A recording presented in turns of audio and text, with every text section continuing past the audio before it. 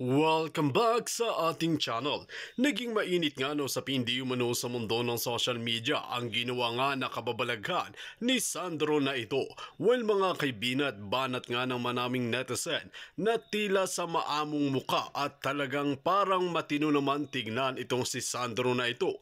Ngunit bakit ganito ngayon ang kanyang pinapakita? Mulangon mong naupo ang kanyang nanay na si Lisa Smugs at si Kuting ng Norte sa Malacanang ay tila nagbago nga ang kanyang isip at nagbago ang kanyang ugali. Ang nakakalungkot dito mga kaibigan ay hindi porket may pwesto ka ay pwede mo nang bugbugin ang isang tao. Ito nga ang kinagulat ng lahat at isiniwalat nga ni Madam Maharlika ang pambubugbog at pambubuli nga ng ginagawa ni Sandro na ito.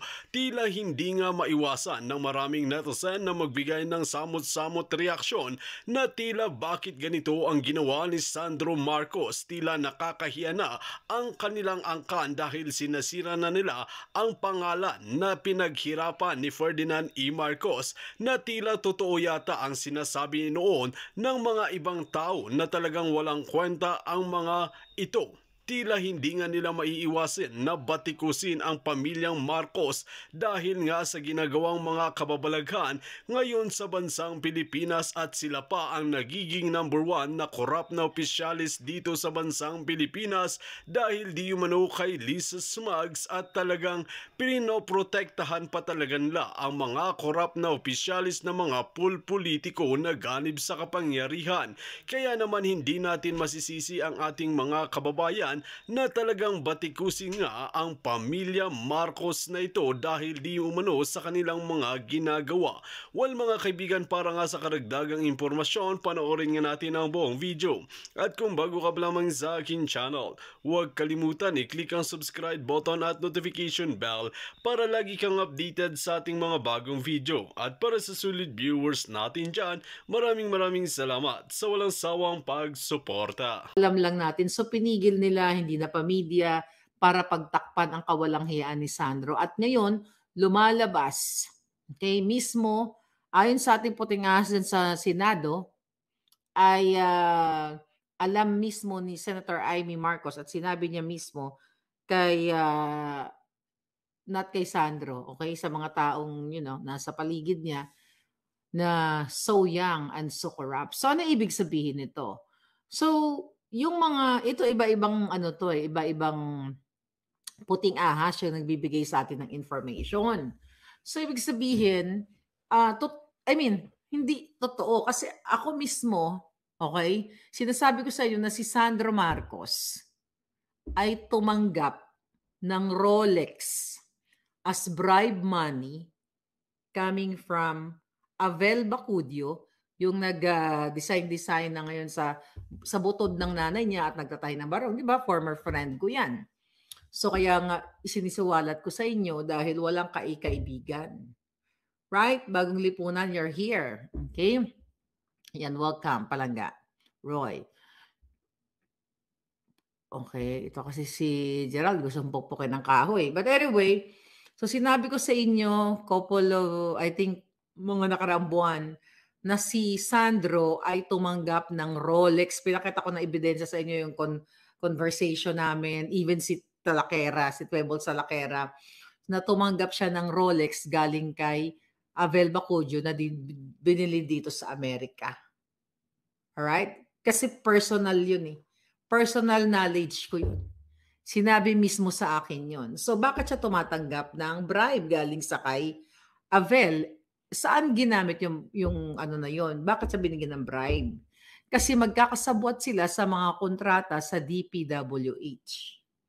Okay, di ba? I told you already na yung chief of staff ni Sandro na pabalik-balik din sa Amerika na si Yeye Vivas na nakabili na rin ng mga bagong bahay. Si Abel nakabili na rin ng bagong bahay.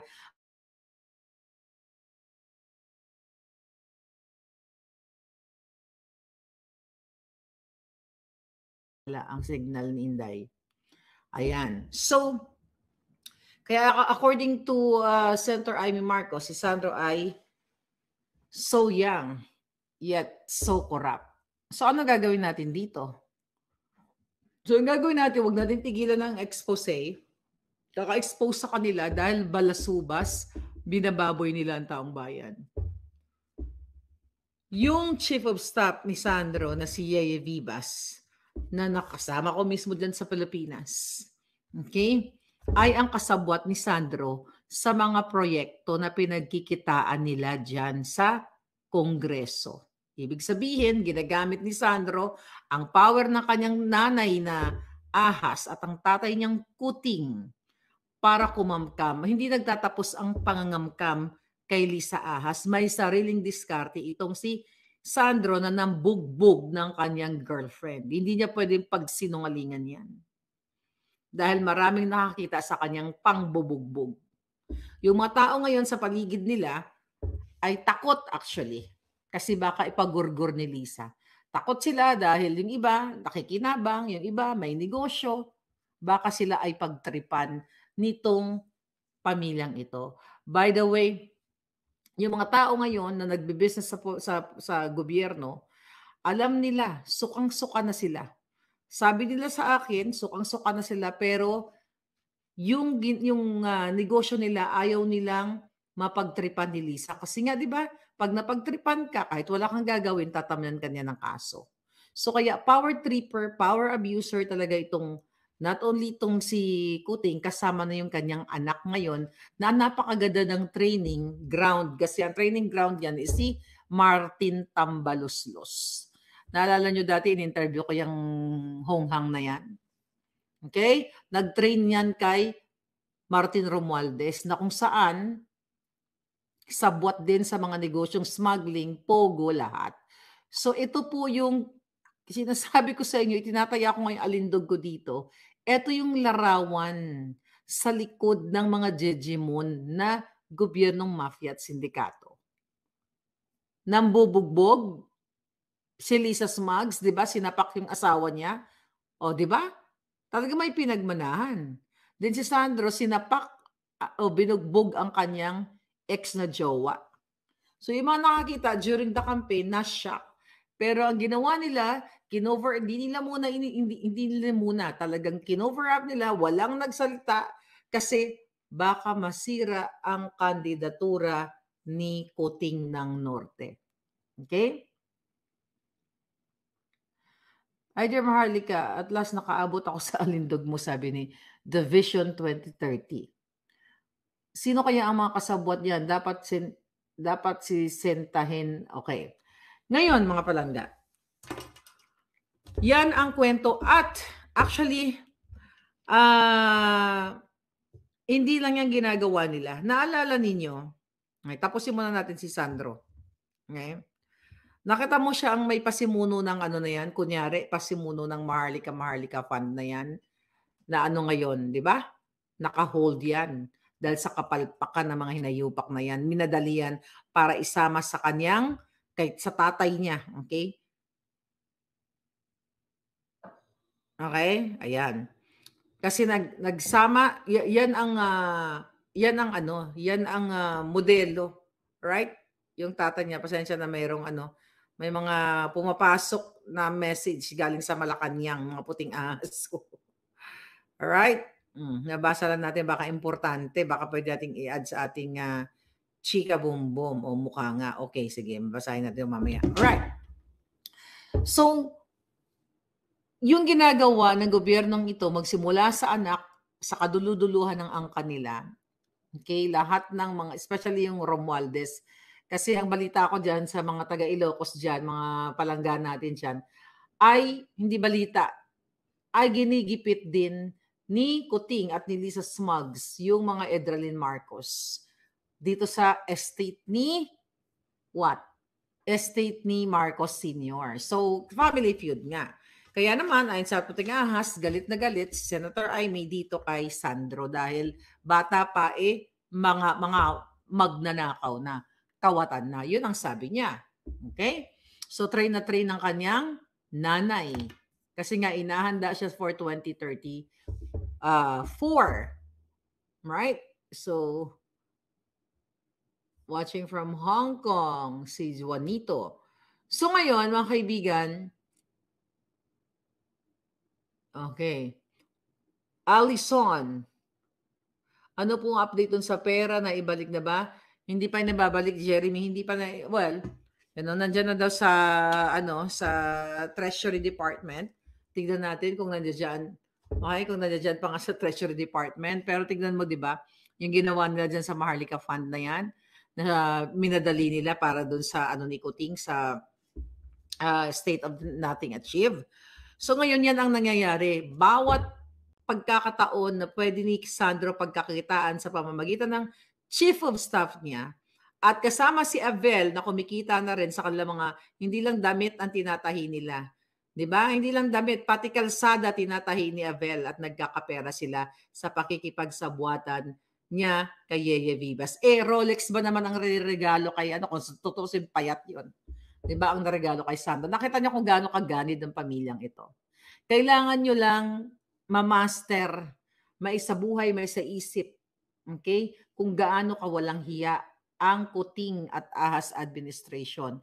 Na yung anak nila, 'di ba, tinututukan lang natin si Kuting at Ahas, pero yung anak ay ngayon, simula pa lang pagpasok ng tatay niya, 'di ba siga-siga nga siya ngayon diyan sa ano, sa Kongreso. Nagsisiga-sigaan sa kanya sa Kongreso, kaya naman, 'di ba? Lahat ng pwede nilang pagkakitaan ay ginagawa nila ng kaniyang chief of staff, Sandrolex. Sandrolex sabi ni okay. Ano ano sabi ni Apo bago mamatay? Bakit kailangan idamay? Alin? Sino ang idadamay? Yung text dito sa live na puting ahas kay Marlica kung gusto niyo si Sas, okay. Ano yun? Okay. Alright. Sila pa rin ba ni Taning? Sabi ni Liza Maluwang. Oh, nandiyan pa rin si Taning. Patuloy pa rin si Taning namamayagpag pa rin siya, nagiging bagman pa rin siya. Okay, mga palangga. So ngayon, ayon sa ating puting ahas, kakalabas lang na balita. Naalala niyo yung message ito? Parinig natin. Right. Ang message, kukwento ko sa inyo kung ano ang buo, okay, ng kwento tungkol dito sa boses ni Lisa Smugs. Diba?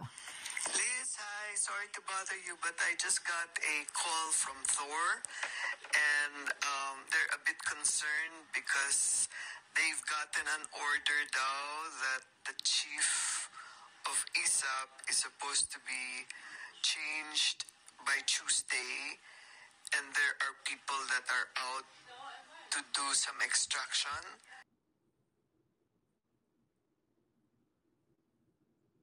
Rinig nyo?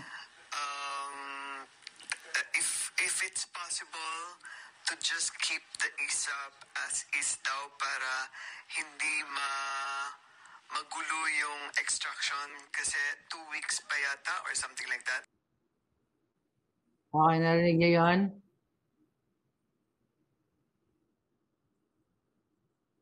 Okay. Nalala yung message ni Bianca, Zobel. Okay, I will tell you the story about it. Mga palangga. So, yung extraction na yan, na sinasabi pala, alright? It's like pagkikidnap. Pagkikidnap ng, I think ilang bata yun sa Turkey. I'll tell you something. Kasi mga palangga, ito, mainit-init pa, kababasa ko lang. Right?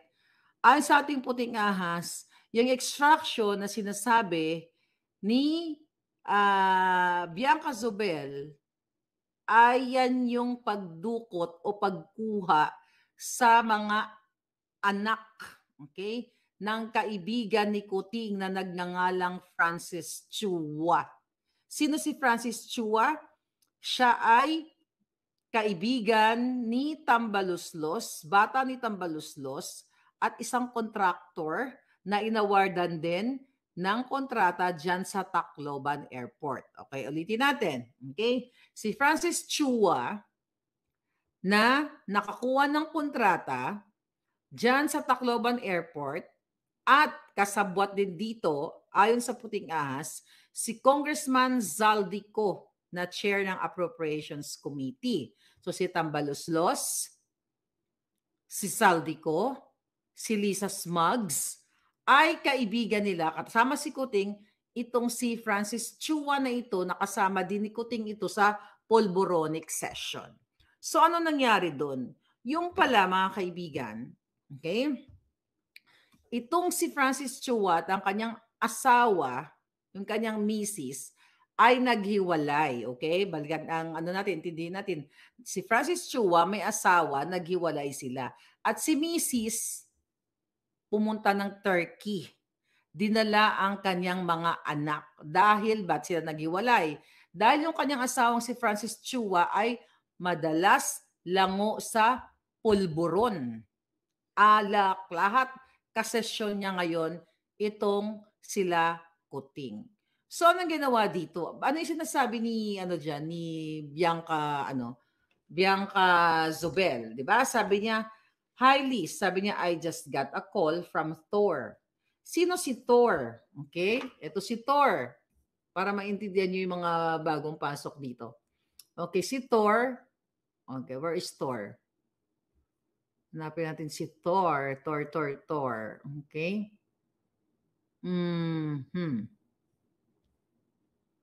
Ayan, ito si Thor. Ayan, si Thor. Nakita niyo ba yun si Thor? Siya ang may-ari ng Asgard. Yung Intel firm na sangkot din sa, ito ilipat lang sa kabila. Na, yan yung naghanap ng aking peking address. Okay, naghanap siya ng peking address para ibinigay yan kay Ivan Uy. Si Ivan Uy binigay kay Liza Ahas. Then si Liza Ahas binigay kay Taberna. Okay, sila yung mga salarin. Alright? So doon sa isang channel, pakita natin. Yan si Thor. Okay? Marcelino, yan. So, yang si Thor.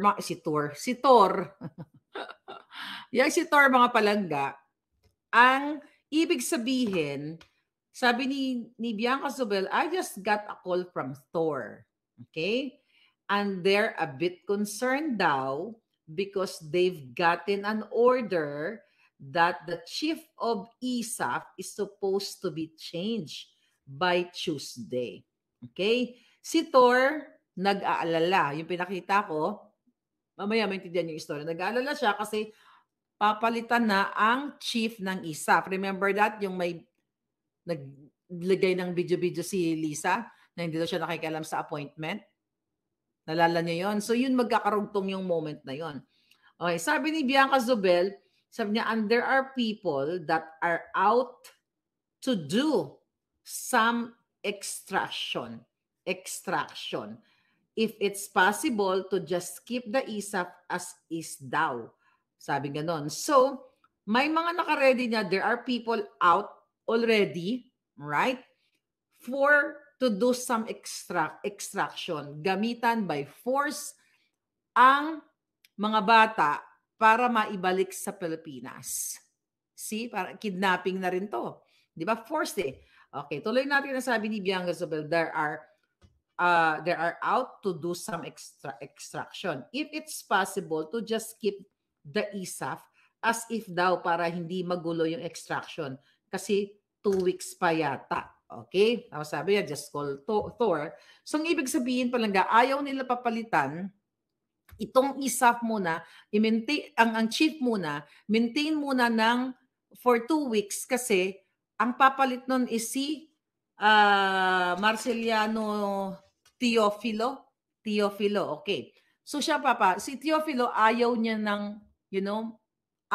ng ganito na illegal, okay? According to our Puting Ahas. Kaya nakiusap si Bianca Zobel at saka itong Thor, yung pinakita natin kanina, yung taong yun na wag mo nang palitan ang chief of staff kasi magugulo dahil ang plano nila kukunin ang anak ni Francis Chua doon sa Turkey.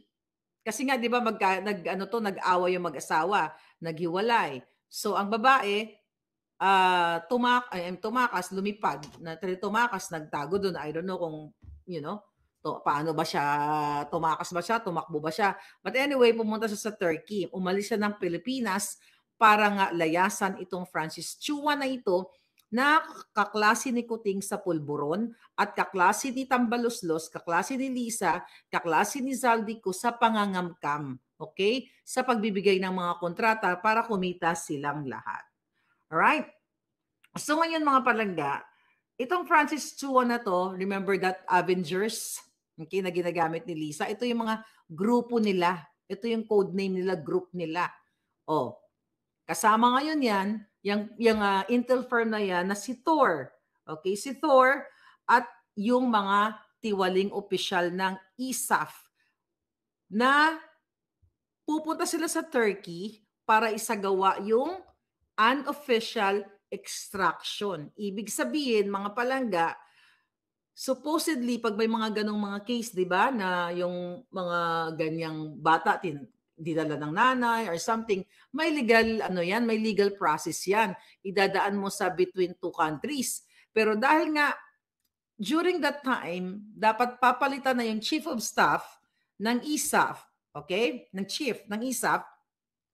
Kaya sabi ni Bianca at nag-usap sila na kay ni Thor, na wag munang palitan yung chief. So anong ipinapahiwatig nito mga kababayan? So ibig sabihin, si Liza Ahas Araneta Marcos ang nagpapatakbo talaga ng Pilipinas. Bakit siya sa kanya, bakit sa kanya magsasabi itong si Thor at saka si Bianca? Dahil di man siya presidente, iahas siya. Kaya si Kuting natutulog sa pansitan o bangag lang sa pulburon. So ngayon, mga palangga, ang ibig sabihin ng extraction ay kukunin nila yung mga bata sa Turkey nang hindi dumaan sa tamang proseso. Kasi illegal eh. Okay? Kasi kasabwat yung mga tiwali doon sa ISAF at itong si Thor at kasama na rin dyan si Bianca. So it's like extraction is another term of pag medyo intindihin natin sa basic na salita. Kinidnap. 'Di ba? Kinuha yung mga bata doon ng illegal. Okay? Ginamit si Lisa Ahas, okay, ginamit nila yung power nila, ginamit nila yung posisyon sa gobyerno para makuha yung dalawang bata doon dahil nga kaibigan nila itong si Francis Chua. Kaibigan nila sa panggagancho. Kaibigan nila sa pagnanakaw. Diba? So itong mga dorobong opisyal ng ISAF, yung mga tiwali, at itong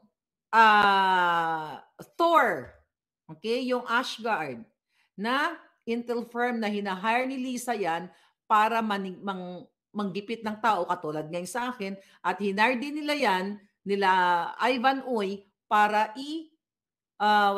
i-hack ang Congress. Di ba we talk about that? Kung nakakasunod kayo sa akin, ito na yung mga sequence, okay, ng mga kasinungalingan, sequence sa mga kahayupan itong gobyernong ito. So, ulitin natin. So, yung video na pinarinig ko sa inyo, yung extraction pala na pinag-uusapan nila doon, yung pagdukot sa mga bata sa Turkey ng anak ni Francis Chua, dahil nga naghiwalay sila ni Mrs., dinala sa Turkey at ginamit ngayon ni Chua yung kanyang koneksyon kay Liza at kay Kuting para gamitin ng ISAF kunin ang mga bata doon. See? Nakita nyo kung gaano kawalang yato mga palangga.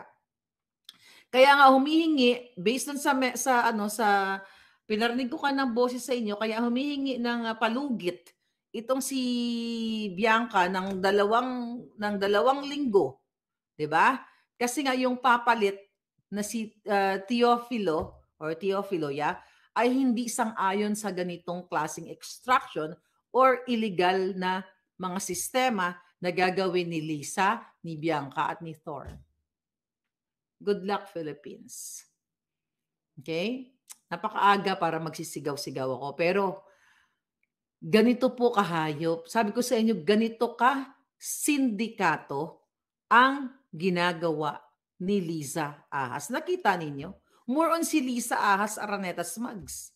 Hindi nakikipag-usap kay Kuting, kundi sa kanya diretso. Ibig sabihin siya ang talagang may power para magsabi kung tatanggalin o hindi, dudukutin or hindi. Si kawawa naman yung asawa ni Chua. Sa kapapasok lang, kaibigan nila si Francis Chua, kaibigan nila Kuting, kaklase sa Pulburon, kaklase din nila sa Bangagan, sa Inuman, Laklakan, then binigyan pa nila ng kontrata ni Tambaluslos dyan sa Tacloban Airport. Okay? So, ginamit pa ang power ng gobyerno para kunin ang kanyang anak sa Turkey. Okay? So, kung ano man yung battle nila, legal battle nila, dapat maging fair.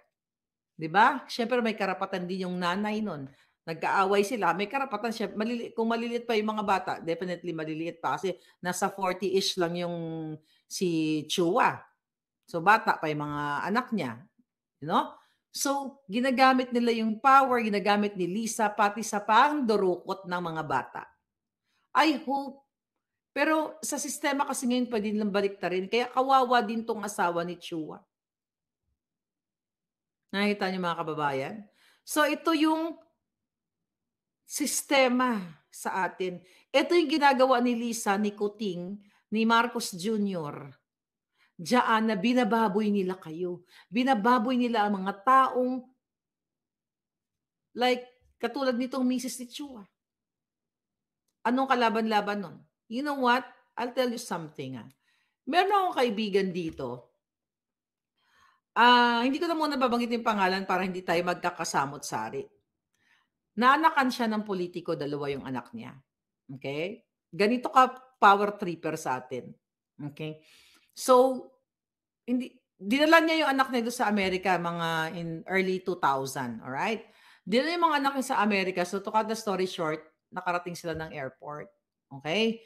Pero dahil sobrang powerful, Dito nga natin makikita mga kaibigan kung gaano nga ba talaga ang ugali ng isang Sandro na ito dahil nga di umano sa kanyang pinakita na pambubugbog sa isang tao ay talagang hindi naman dapat itong pinapakita at talagang hindi ka naman talaga proud na gawin ang isang bagay na dapat naman talagang parusahan ka at kakasuhan ka. Dapat nga talagang mabangon nga ba talaga ang isip ng taong bayan at nagsisisi na nga ba talaga ang 31 million voters na bumoto sa kanila na nagluklok sa pwesto na hindi ba naman pala nila ginagampanan ang kanilang trabaho. Well mga kaibigan, kung kayo ang tatanungin ano ang inyong mga opinion, just comment below sa ating comment section at ating pag-uusapan.